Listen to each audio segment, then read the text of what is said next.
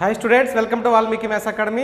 ఈరోజు ఈ వీడియోలో మనం పీవైకేస్ అంటే మ్యాట్రిసెస్లోని డిటర్మినెంట్స్ నుంచి పీవైకి చూద్దాం. ఇక్కడ ప్రాబ్లం ఇచ్చాడు చూడండి, Δ1 ఈజ్ ఈక్వల్ టు సంథింగ్ ఇచ్చాడు, Δ2 ఇచ్చాడు. అయితే ఈ 4 కండిషన్లో ఏ కండిషన్ సాటిస్ఫై అవుతుందో చెక్ చేయమంటాను. మనకి కండిషన్ చెక్ చేసే ముందు ఫస్ట్ Δ1 చెక్ చేస్తున్నాను. Δ1 ఈజ్ ఈక్వల్ టు Δ1 అంటే ఏంటి? మనకి డిటర్మినెంట్ చేద్దాం.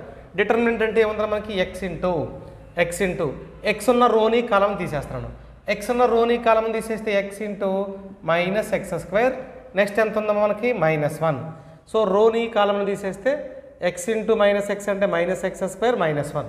Next minus sine theta into రోని కాలం తీసేయండి అంటే ఎంత అవుతుంది మనకి minus x sine theta into ఓకేనా minus x sine theta minus cos theta అవుతుంది. Minus cos theta plus cos theta into రోని కాలం వదిలేస్తే minus sine theta minus of minus plus x cos theta. ఇది Δ1 చెక్ చేద్దాం. దట్ ఈజ్ ఈక్వల్ టు ఇది ఎంత అవుతుందా మనకి -x³ minus x. Next minus into minus plus x sine square theta. Next plus sine theta into cos theta.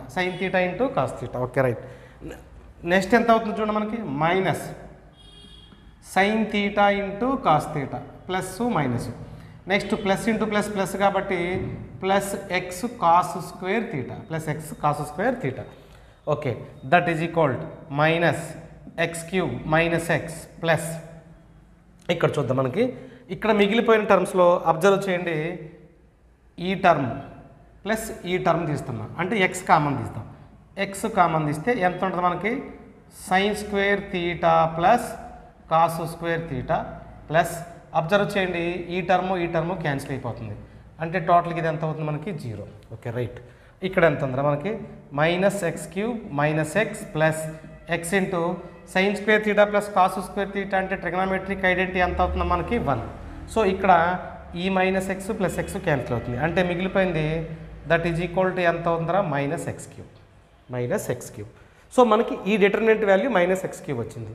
మీరు observe చేస్తే second determinant కూడా as it ఈజ్గా ఉంది, కానీ ఇక్కడ సైన్ థీటా ఉంటే అక్కడ సైన్ 2 థీటా ఉంది, ఇక్కడ కాస్ థీటా ఉంటే అక్కడ కాస్ 2 థీటా. అంటే యాంగిల్ మారినంత మాత్రాన డిటర్మినెంట్ వాల్యూ మారదు.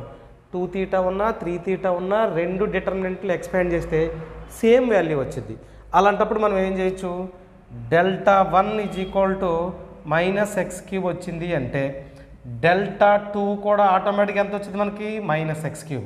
దీని నుంచి Δ1 ప్లస్ Δ2 చేస్తాను -x³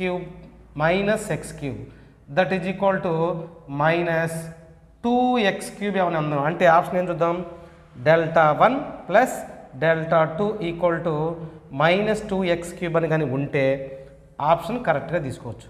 ఇది లేకపోతే ఫర్దర్గా చూద్దాం.